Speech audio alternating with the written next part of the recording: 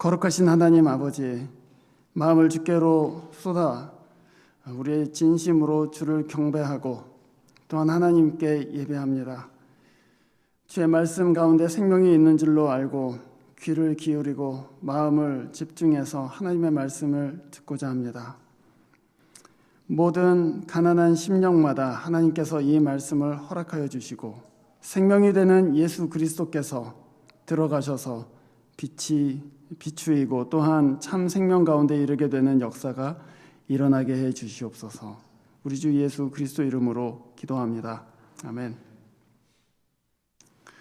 우리가 앞에 내용을 읽지 않았기 때문에 제가 짧게 배경 설명을 드리면은 이 본문 전에 예수님께서 오병이어의 기적을 베푸신 사건이 나옵니다. 사람들이 5,000명이나 되는 사람들이 이 기적 가운데 떡을 먹고 배불러서 굉장히 흥분했죠.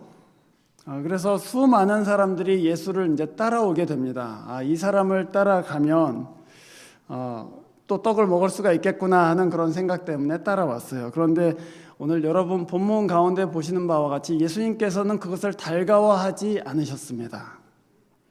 왜냐하면 그 사람들이 표적을 본 것이 아니라 떡을 원하기 때문이다라는 것을 예수님께서는 아셨기 때문이죠. 표적이라고 번역되어 있는 이 말, 그리스어로는 세메이온 이렇게 되어 있습니다. 그것은 흔히 말하는 기적과는 다른 단어입니다. 기적은 그 자체가 중요해요. 그러니까 기적을 어떤 사람이 일으키면은 그 기적이 이게 정말 중요한 기적이구나, 이게 너무 좋다 하는 그런 정도의 의미만 있을 뿐입니다. 그러나 표징은 그것과 달리 그것이 기이한 일임에도 불구하고 그 자체가 중요한 것이 아니고 그 표징이 지시하고 있는, 표징이 드러내고 있는 영적인 진리가 훨씬 더 중요합니다. 그래서 표징이라고 하죠. 예수님께서 이 신약 성경 안에서 행하신 모든 기적들을 성경의 저자들은 표징이다 이렇게 번역했습니다. 그 말은 이 기적은 그 기적 자체로 의미가 있다기보다는 그 기적을 보고 이 기적을 행하신 그분이 하나님의 아들이심을 믿으라는 것입니다. 그가 하나님의 아들이시다, 그가 하나님이시다라는 것을 드러내는 표라는 의미입니다. 그래서 5,000명을 먹였는데 그 굉장히 충격적인 일이고 또 흥분되는 일이잖아요. 이렇게 가난한 사람들이 5,000명씩이나 점심을 얻어먹다니 얼마나 좋은 일입니까? 하지만 그 5,000명을 먹였다는 사실 자체가 중요한 것이 아니고 그것을 일으키신 주 예수 그리스도는 하나님의 아들이요 또한 하나님이시다, 그것이 중요하다는 것입니다. 그런데 사람들은 그 예수 그리스도를 5,000명을 먹이시는 것을 보고서는 왕으로 삼으려고 했습니다. 6장 15절 보시면은 사람들이 몰려와서 그를 왕으로 삼으려고 했는데 예수님께서 산으로 피하시는 장면이 나오죠. 왕으로 삼으면 이제는 먹는 것은 걱정하지 않고 살아도 되겠다. 스튜던 론 같은 거 걱정하지 않아도 되고 커리어 어떻게 잡을까 그런 거 걱정하지 않아도 되겠구나. 그래서 이분이 왕이 되는 것이 맞다 그러고서는 왕을 삼으려고 했다는 것입니다. 그것은 이 표적을 완전히 오해한 것입니다. 예수께서 기적을 행하신 것은 자신이 하나님의 아들이심을 믿게 하려는 것이지 경제적인 어떤 요구 또 정치적인 어떤 해법을 제시하려고 그것을 행하신 것은 아니기 때문이죠. 그래서 여러분 표적하고 기적을 이제 구분을 하시겠죠? 기적은 그거 나름대로 중요한 것이지만 표적은 다른 어떤 영적인 진리를 드러내는 것, 특히 그리스도께서 하나님의 아들이심을 드러내는 것이다 하는 것입니다. 제가 박사과정 공부할 때에 아주 오래전 일이죠.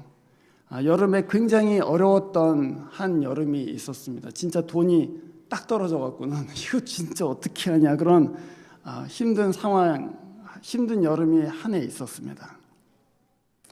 그때 제가 타고 다니던 차는 이전에 이 교회에 계셨던 목사님이 저한테 주고 가신 고물차였는데요. 그 고물차를 끌고 어느 날 달라스에 무슨 컨퍼런스가 있어갖고 거기에 갔다가 거기다 세워두고 며칠 후에 돌아와 보니까 야구공만한 우박이 떨어져갖고 그 차가 박살이 났습니다. 박살이 난 정도가 아니고 그냥 전체가 그냥 덴트가 엄청나게 생겨버렸죠.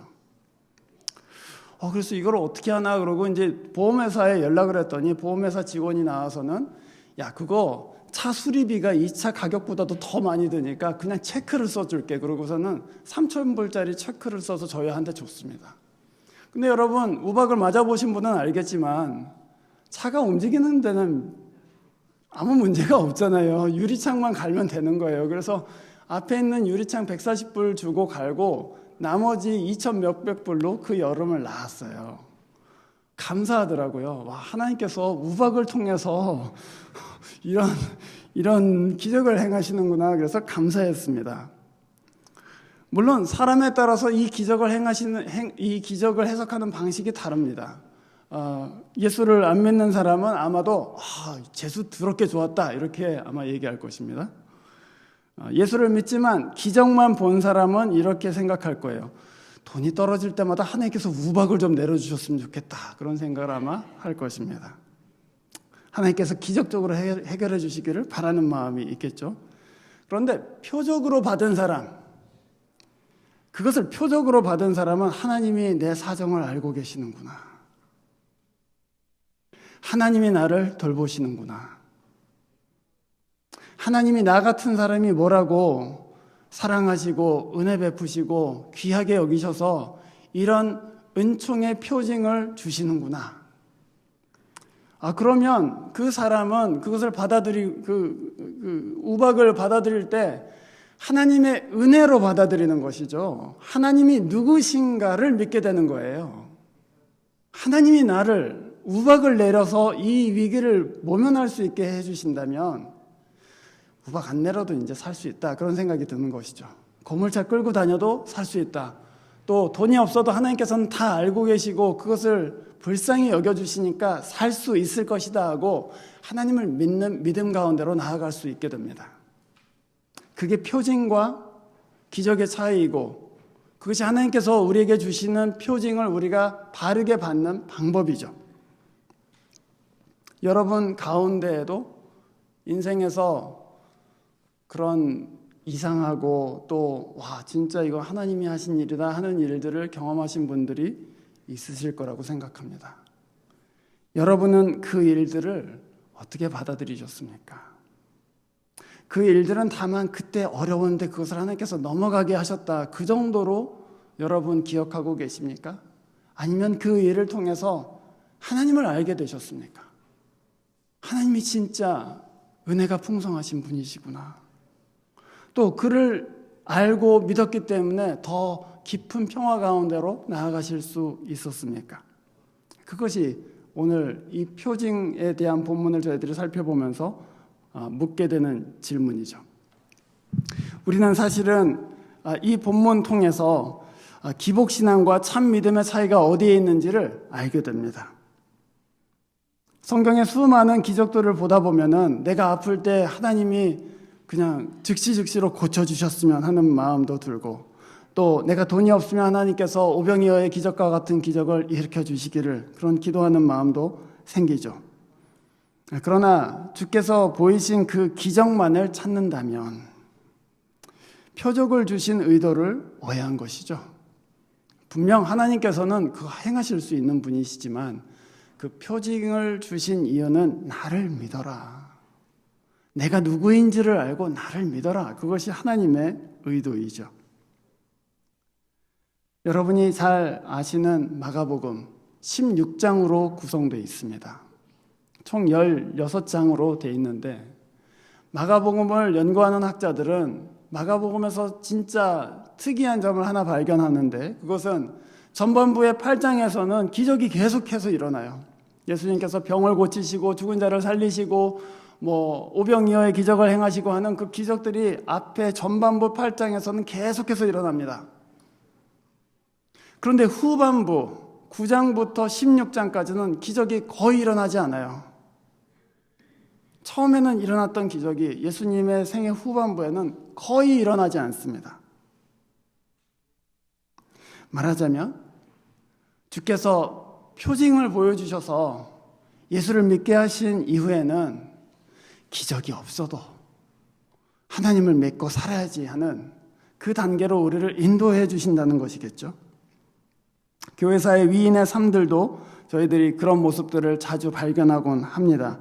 감리교회 창시자인 웨슬리, 여러분이 그 전개를 한번 읽어보시면 아시겠지만 웨슬리가 젊었을 때 성령의 능력이 엄청나게 많이 나타납니다. 가서 설교하기 전에 사람들이 쓰러지기 시작하고 방언하고 예언하고 그런 일들이 막 일어나요. 신기한 일들이 일어납니다. 젊었을 때 그런 일들이 많이 일어났습니다.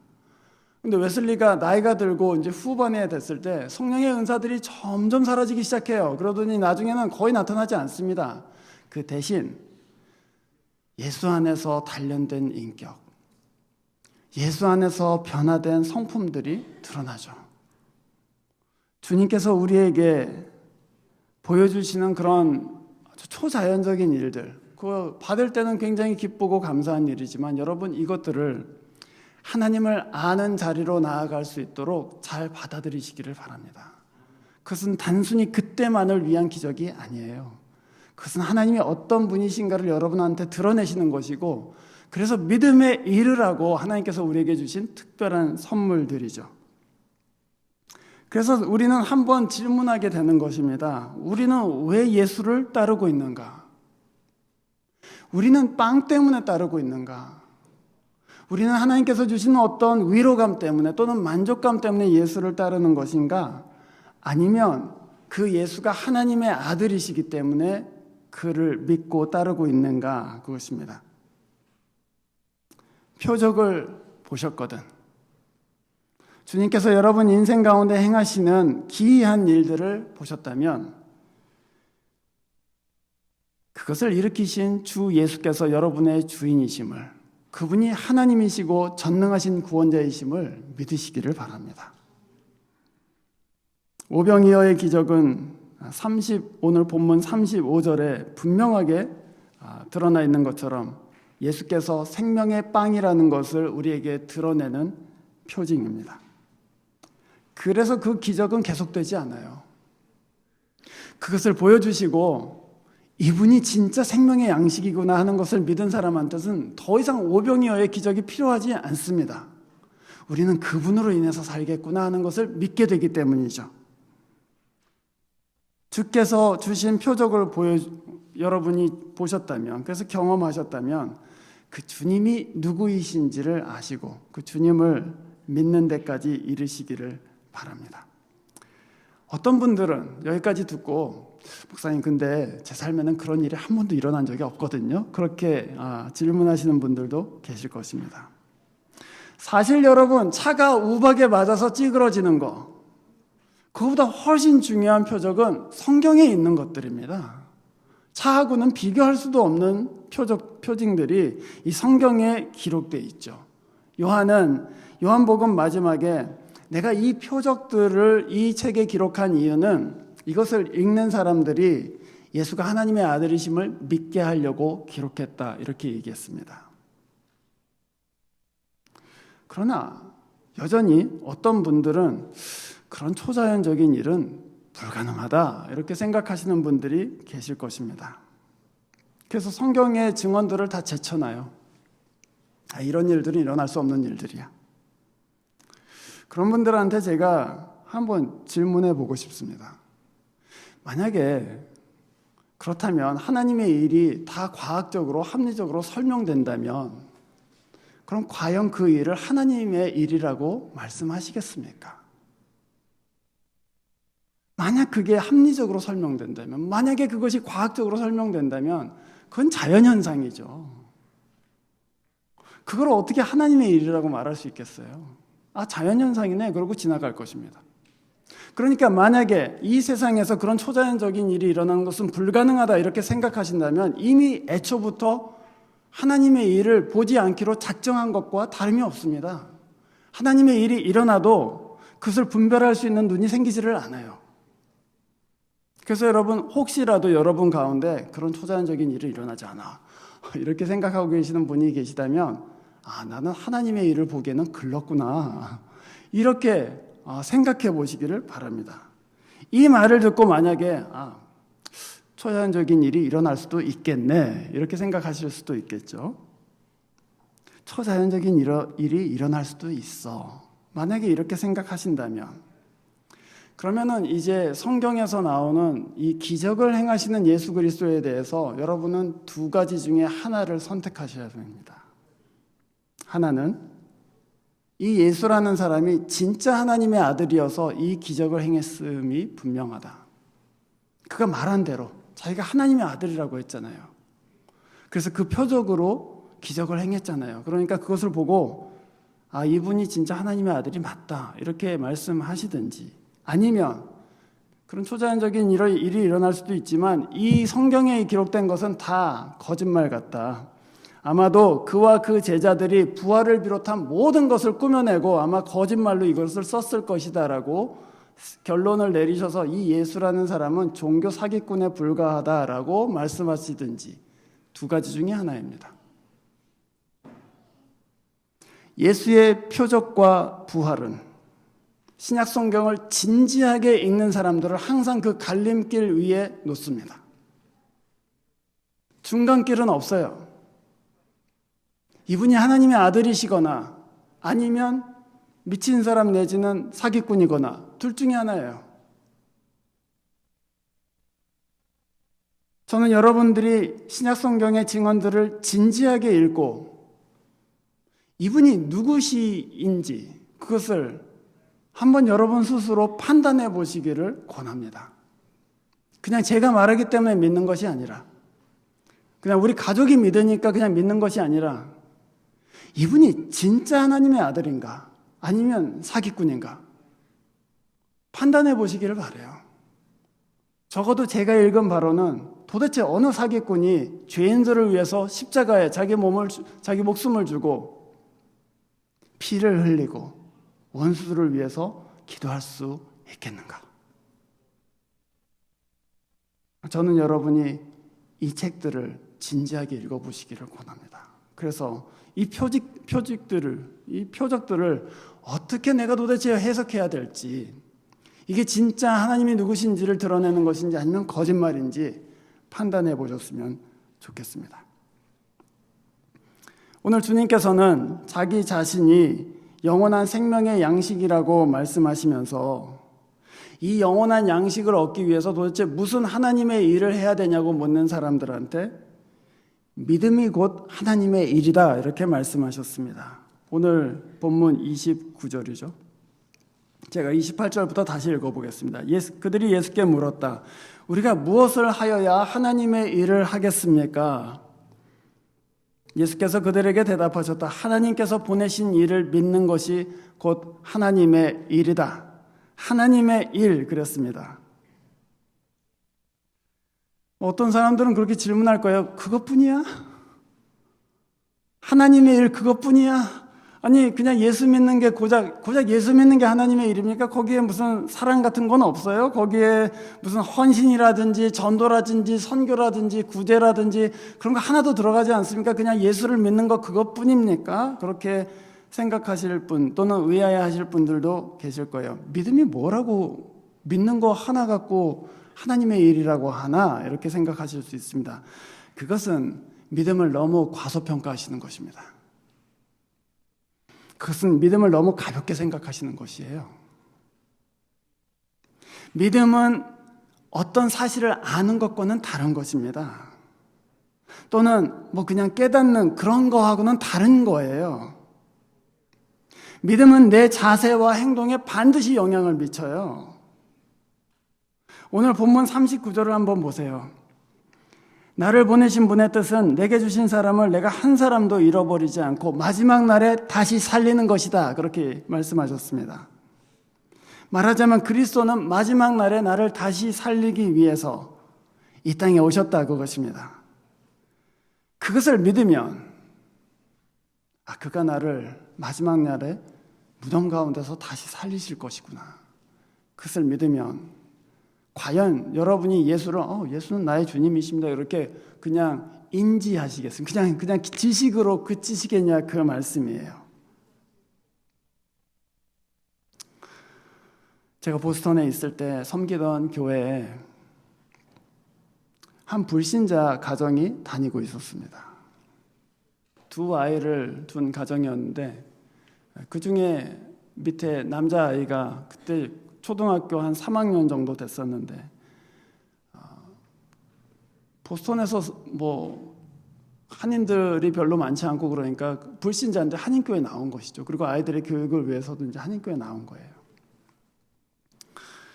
근데 저희들과 교제한 지 얼마 안 지나서 이 아이가 머리가 계속 아프다고 그래서 병원에 갔더니 이 머리 뒤쪽에 뇌에 계란만한 종양이 자라고 있는 것을 발견했습니다. 우리 기도 많이 했어요. 그 아이 살려달라고. 수술했죠. 뇌 수술을 해서 종양 제거했습니다. 그런데 아무리 우리가 열심히 기도했는데도 불구하고 그 아이는 결국 죽었습니다.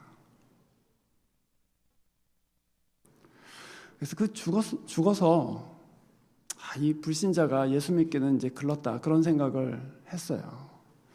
그런데 그 아버지는 그때 믿지 않았는데 그 어머니는 오히려 예수를 믿게 됐습니다. 그 믿은 이유가 그분들은 전 재산을 다 바쳐서라도 이 아이를 살리고자 했어요. 우리 전 재산을 다 쏟아부어서라도 이 아들만 살릴 수 있다면 그러고 간절하게 기도했는데 결국 죽었잖아요. 근데 그 어머니는 예수가 마지막 날에 이 아들을 살리실 것을 믿었어요. 그 어머니한테는 이 예수는 다만 믿음의 주인이 아니십니다. 그냥 세상의 주, 하나님의 아들 그런 이름이 다 필요 없어요. 그 어머니한테는 그분은 내 아들을 죽음에서 살리실 분.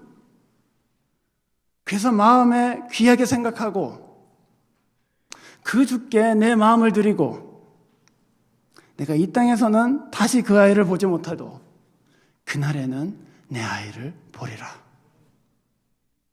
그래서 주께 내 마음을 드릴 수 있는 거죠. 내가 믿기 때문에 예수에 대한 내 마음도 달라지고 내 태도도 달라지고 내 행동도 달라지는 거예요. 그게 믿음이에요. 그냥 머릿속으로 예수는 나의 주님이시다 하고 생각하는 것이 믿음이 아니라 그가 나를 살리실 분이시요, 그가 내 아버지를 살리실 분이시요, 그가 내 친구를 살리실 분이시요, 이 온 세상에 살리실 분이시기 때문에 마지막 날에 죽음 가운데서 일으키실 분이시기 때문에 내가 그를 사랑하고 내가 그를 경배하고 내가 무엇을 드려도 아깝지 않다. 그게 하나님의 일이에요. 그 믿음을 가지는 것이. 그 믿음이 신자 안에 들어오면 세상은 그 신자를 이길 방법이 없죠.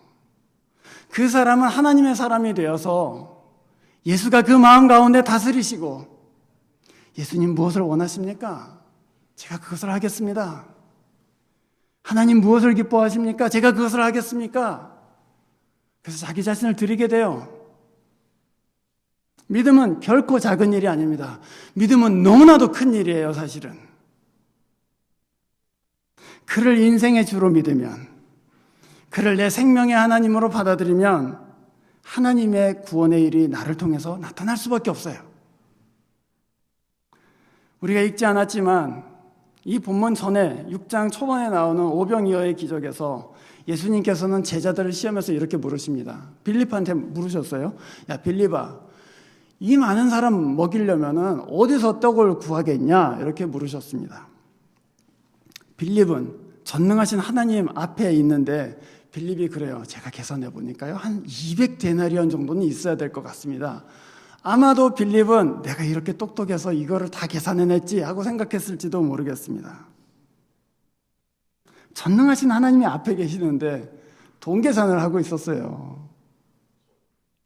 그런데 거기에 한 아이가 있었다 이렇게 기록되어 있습니다. 그 아이가 안드레한테 자기가 싸온 도시락, 오병이어가 그거예요. 물고기 2마리와 떡 보리떡 5개. 아마 그 물고기는 이게 큰 물고기가 아니라 우리 피클 먹잖아요. 그래서 소금에 절인 유대인들이 빵하고 곁들여 먹었던 조그만 생선을 의미할 것이라고 다들 그렇게 신약학자들은 얘기합니다. 그러니까 요만한 보리떡 5개하고 꽁치 비스름하게 생긴 요만한 물고기 2마리를 예수님한테 갖고 온 것이죠. 아이는 봤어요. 이분이 전능하신 하나님이신데 내가 뭐라도 드릴 수 있을까? 그리고 도시락을 드렸단 말이에요. 그럼 그걸 들고 가든 안 들어도 예수님한테 근데 이게 얼마나 되겠습니까? 그리고 예수님한테 얘기했죠.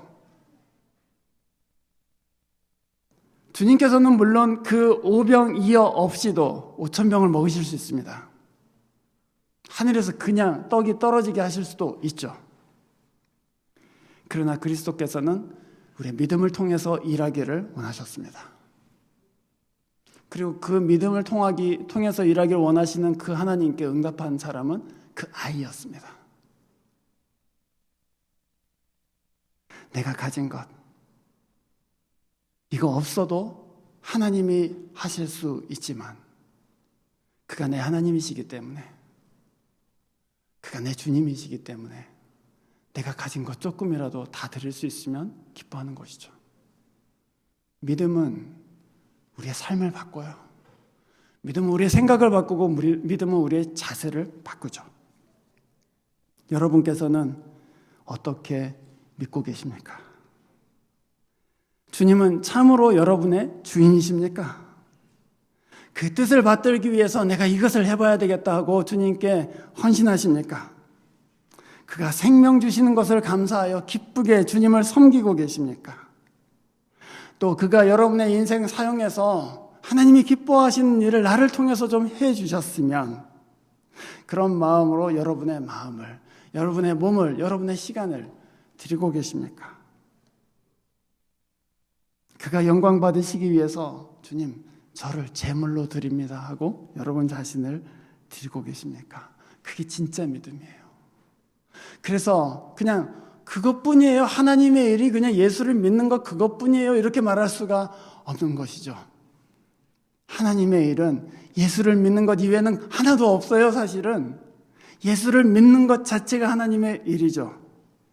이 예수, 여러분의 생명이시고 마지막 날 여러분을 죽음 가운데서 다시 일으키실 그분, 여러분이 사랑하는 그 사람들을 죽음에서 다시 일으키실 그분, 우리에게 지금 이와 같은 불의한 세상이 아니라 지금 이와 같이 가난한 사람들이 핍박받고 못 사는 세상이 아니라 질병도 없고 눈물도 없고 가난한 자를 하나님께서 높여주시고 못난 자를 하나님께서 세워주시는 그 새하늘과 새 땅, 그것을 이루실 주님, 그분이 바로 여러분의 주님이십니다. 그분을 믿는다면 두려워할 것이 없죠. 그분을 믿으면 아까울 것이 없는 것입니다. 이 믿음을 통해서 마치 이 아이가 드린 도시락 통해서 5,000명을 먹이셨듯이 여러분의 그 믿음을 통해서 하나님께서는 여러분 가정과 또 이 세상에 하나님의 복된 일, 구원의 일들을 행하실 것을 저는 믿습니다. 기도하겠습니다.